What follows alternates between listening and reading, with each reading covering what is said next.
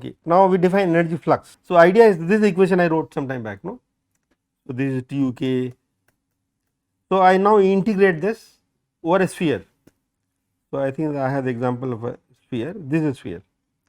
So this is, imagine a 3D sphere, yellow sphere. So I told you that energy is coming via nonlinear term. So we focus on energy via nonlinear term. So this P mode, which is the giver mode, is inside the sphere, P inside the sphere, and K is outside sphere, right. I mean the Kx by Kc, that is outside. So it turns out energy in 3D typically flows from P to K, small wave number to large wave numbers. So there will be energy going from P to K on average. Okay. So that is in fact is breaking the Dittel balance. Somebody is giving energy to somebody. Okay. K is not giving as much energy back to P. Sometimes it may give, but it is basically taking from P. Okay. So now we want one number. So I would say all the P modes inside the sphere, how much energy it gives to the modes outside the sphere. It is one number. So the energy flux is from all the P modes. So this is we call it energy going from P to K. P is a giver, K is a receiver, and Q is called mediator. Okay. Q is not really giving or taking, but it is like a lawyer. Okay. So P is given to K, but P is inside the sphere. The sphere radius is K naught. The radius of the sphere is K naught. So P is inside the sphere, but K is outside the sphere. K is outside the sphere. K is greater than K naught. So this is the flux. This is the definition of energy flux, which is energy going from modes inside the sphere to modes outside the sphere. Got it? And in 3D, this is greater than 0. It is property of the Navier-Stokes equation. Okay. It has been proven by Kolmogorov. The energy will flow from a large scale to small scale. Large scale means small wave number. Okay. So large scale is here and is going to a small scale here. In fact, we inject energy at close to the origin, small wave number. So okay, I am not proving it. This is not objective of this course. Well, I will show by field theory that this will be indeed positive, but I will not prove by Kolmogorov theory. Okay. Kolmogorov showed this in his 1941 paper. Okay. So that is by nonlinear term, but this equation has other terms, this force injection and the dissipation. So any questions on what I did so far? I am kind of going very fast, I would say, but any questions on what I have done talked about so far? Everybody is clear? Well, some of these guys know turbulence, huh? So if you do not know turbulence, you should ask. Any questions? So just to recap, so in hydrodynamics, we are like in this room. So this is the source of, well, fan you should think of, AC is with both. So fan is giving energy in this for the fluid in this room. So, but it is large scale. Fan is not of the size of the room, but of course big fan. And this energy which is injected by the fan is getting dissipated at small scales, but via cascade. Energy injected by the fan scale is going down and finally it dissipates. So that is the picture. Okay. I will show you some more results, but that is the idea you should think of. And this is not a thermodynamic system, right? You can see that it is definitely not like a thermodynamic gas where so thermodynamics is single scale phenomena. So I think let us get it recorded. I think this is a good example. So I will, so let us record this as well. So is that clear? This the idea is clear. And non-equilibrium is basically multi-scale. Okay, that is what I would say. Okay, so basically we discuss this nonlinear term, how is giving energy from large scale to small scale. This is a which one? This is a flux, the blue arrow. But it requires that I have something injected here. So in a room, the example would be a fan, or in a coffee cup I stir by the spoon. So that is large scale. The energy fed at that large scale is getting down and it goes down like that, it goes to small scale and dissipates at small scale. In fact, kinetic energy is lost by viscosity. Viscosity basically eats up the kinetic energy. Okay. And so, we are injecting energy, this is the injection by large scale, okay. And this is naturally a multi scale phenomenon, right, is going from the scale of the fan in a room to small scale at mostly like, well, like micron scale, okay. That is what micron scale. So, this is a multi scale transfer, and this is very different thermodynamics, which is a single scale phenomena. In thermodynamics, what do we have? These molecules are hitting each other, and the length scale there is the mean free path length. We do not have phenomena across scales in a thermodynamic gas. Of course, the gas in this room is multi scale, but then we have this big, it turns out there are big vortex where the molecules are of course going locally, but also there is a net velocity. Okay. So, this is a multi scale phenomena we got. Okay. Now, there is one example which I would like to emphasize, and with that I can derive Kolmogorov theory. Okay. So, I can intuitively give a stuff. So, imagine, so there is a white sphere and there is a orange sphere. So, the white sphere, the flux is pi u k, this is a flux coming out. There is a flux coming from the orange sphere pi k plus d k. Are they equal in general scenario? They will not be equal if there is a energy injection by this green arrow. Of course, normally I said in Kolmogorov theory energy is injected at large scale, small k, but energy can be injected at all scales like in gravity. So, if there is energy injection, then this will be bigger, right, orange sphere will give more energy out under steady state. So, if I inject something, then this is coming in, but I give some more money in the system. So, this will have more money going out. So, that is a positive source of flux, but there is a dissipation in this orange shell, and that will decrease the flux. So, the competition between pi u k and d u k, and that is d pi by d k. Okay. So, so this is one more example, the coffee cup. So, this is a multi scale transfer like that. Okay. Now, imagine for Kolmogorov theory, we say energy is injected only here at large scale. So, in between the region, this is 0. Also, in the intermediate range, the d u k is small, it is not 0, but small. So, you can ignore it. Then what happens? This pi u k is constant. Okay. So, that is the Kolmogorov theory. Kolmogorov theory assumes that energy is injected at large scale and dissipates at small scale. So, that is where you get pi u to be constant, and this is the non equilibrium scenario where we are getting cascade of energy. Now, given the constant flux, we can derive what is energy at a different scale.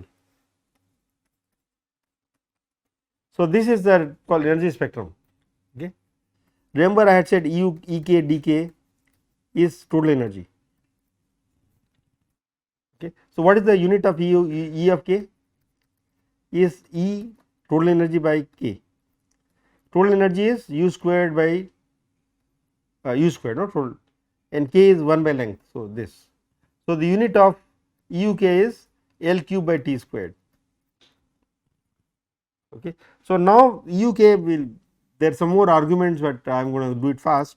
So, u k is function of pi or the dissipation energy injection rate, which is same as cascade alpha and k to power beta.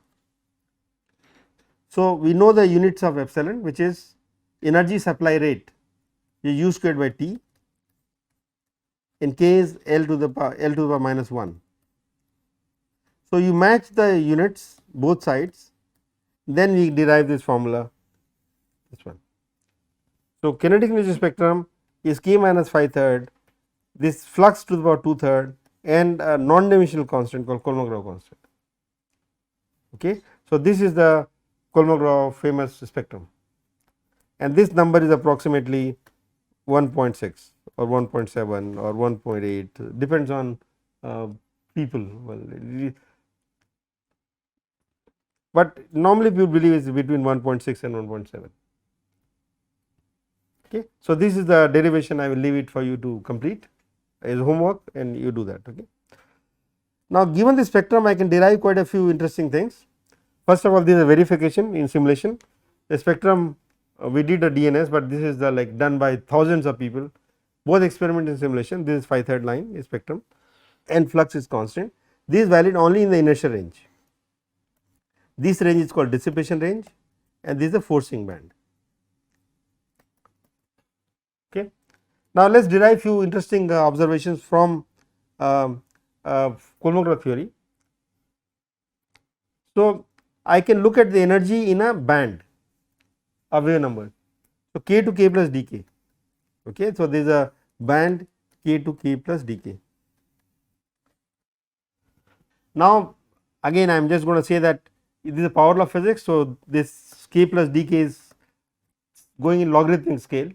So, my k plus dk is 2k. Okay. Now, you just believe me that this is how we do it for power law of physics.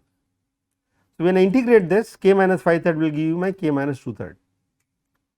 Okay. And this is important step, my dk is k. So, my UL squared is epsilon 2/3, k is 1 by length. So, L 2/3. So, what is UL? UL is, I take the square root, I will get epsilon u 1/3, L 1/3. This is the cascade rate. Given this, I can look at the diffusion coefficient. What is the unit of diffusion coefficient? It is centimeter square per second, or it is length time velocity scale. So, what is diffusion? So, our molecules are colliding with each other with the mean free path length L, but it moves with sound speed.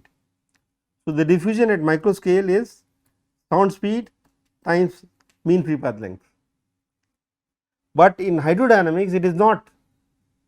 In hydrodynamics, these packets, these big packets of molecules are colliding with each other or transferring momentum and flux and stuff like that.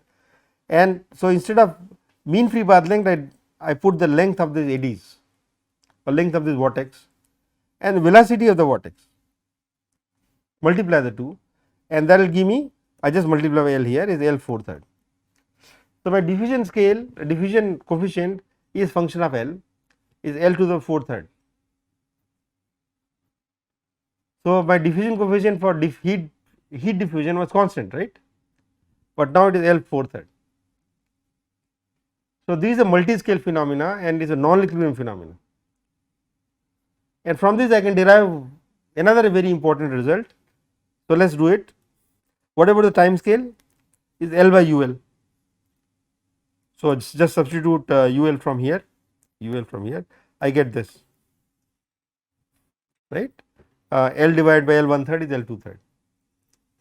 Now, invert it. L squared is T cube by epsilon u. Okay, I just cube it and you get that.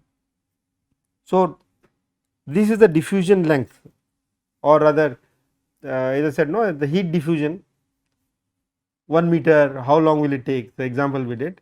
So, the L squared is goes as T cube. In what happens in random walker? L squared goes as T,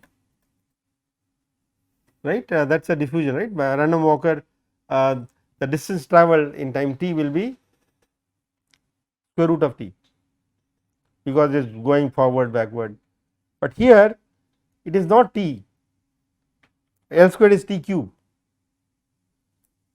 I think I did mention in the class that it is faster than ballistic. If this thing, if some particle moves with constant speed, what is the distance travelled? L is proportional to t, right. So, L squared will be t squared, but I am doing faster than t squared. How is it possible? It is possible because we hop from a, I gave this example in the class, I remember this one. So, we my eddies are at small scale, I am going around, but then I jump onto bigger eddy, and bigger eddy has higher speed. So, example I gave, I go from a bus to train to flight. So, I go to flight, then the distance or the distance travelled is more on the flight, and that is what happens here. L squared is T cube, and this is called Taylor diffusion. Okay. So, in turbulence we have diffusion, which is T cube, L squared is T cube, and this is fully non-equilibrium. This is not an equilibrium phenomenon. Okay. And so, this is called Taylor diffusion. L squared is T cube, is a super diffusion, is faster than ballistic. Atmospheric flows exhibits Taylor diffusion. So, we are all living in non-equilibrium world now. I mean, this like thermodynamics does not work for atmosphere, and so this is a picture. Thermodynamic is equilibrium, but I am going to give an example here. So, this is what you should see. This is the hydro part, fluid part. So, I supply energy at large scale, and this is going into a smaller scale, like that. But then finally, at the smallest scale, it goes into thermal energy of the particles. These particles come into play. Of course, particles get heated by this process. So, this is called quasi equilibrium. Equilibrium should have constant temperature, but it is getting heated up slowly. This is quasi equilibrium, but this part is non equilibrium. This cascade, in fact, very strong cascade is going through this. So, this is non equilibrium plus quasi equilibrium. So, this is what is happening in this system. Okay, and the corresponding picture is there is a flux in this part, and there is a dissipation in this part, dissipation, and then this is the hydro part where this flux is 0, but there is some heating because of the energy coming from the smallest vortex. Okay. So, I think let us summarize it now. Turbulent phenomena is a non-equilibrium phenomena, it is a multi-scale, unlike equilibrium which is typically a single scale. Energy transfers break the detailed balance. So, we will perform field theory of turbulence next, that is my next task.